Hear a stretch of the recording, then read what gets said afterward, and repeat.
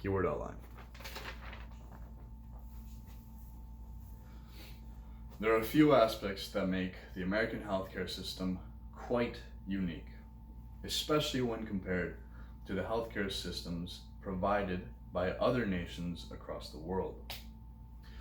There are a lot of pieces to the puzzle that is healthcare, and they don't quite fit in America.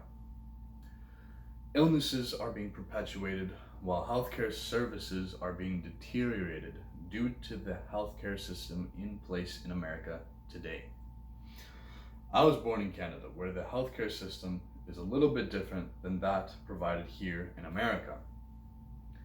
While some nations may opt for a multi or single payer healthcare system, or they may opt for a national system like Canada does, and of course there are other ways to go about healthcare, the US opted to mingle a few aspects together to make its own healthcare system, which can easily be described as a hybrid healthcare system.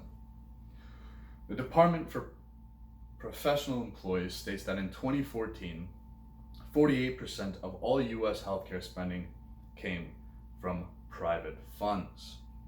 28% came from households, and 20% came from private businesses, while federal government accounted for 28% of all spending, and state and local governments accounted for 17% of all spending. Ultimately, this just means that healthcare in America is primarily dealt with privately, even if financed publicly.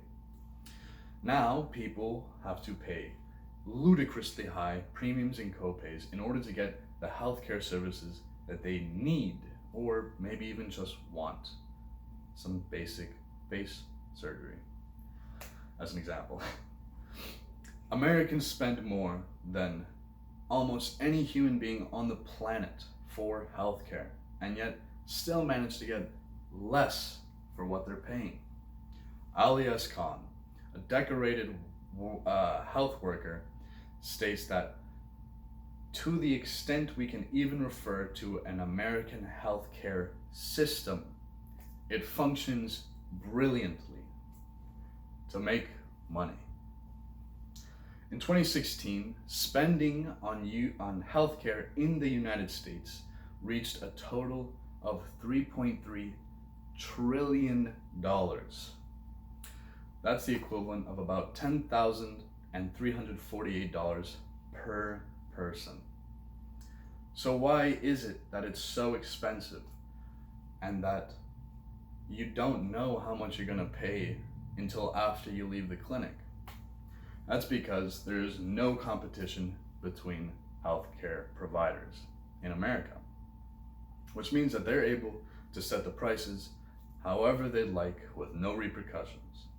And they can opt to make some healthcare services more expensive than others, simply on a day-to-day basis, as they please.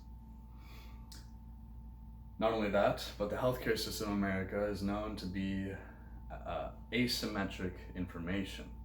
So that's why when you go into a clinic or a hospital, you get what you need to get done to you, or what they tell you that you need to get done to you, and then you leave with a big with a big bill to pay. So in other words, shoot first, ask questions later. So there's no competition, it's highly privatized, and it's extremely expensive. What more could there be? Well, healthcare in America hospitals in America fail often to meet basic health standards, which are making over 300,000 deaths per year due to hospital-related incidents, such as hospital-borne illnesses. In the case of David Goldhill, a chief executive officer for a television network, his father was 83 years old when he was admitted into an ICU for pneumonia. During his first 36 hours in the ICU, he contracted sepsis. This extended his stay, of course, and during the next 5 weeks that he was in the ICU, he was hit with a second wave of illnesses, which ultimately and sadly overwhelmed his defenses. And so then David Goldhill's father passed away and became a statistic that fell right into that 300,000 people dead per year due to hospital-related incidents. David mentions that there's a doctor, Dr. Peter Provenast, who had a checklist that he tried to make hospitals adopt.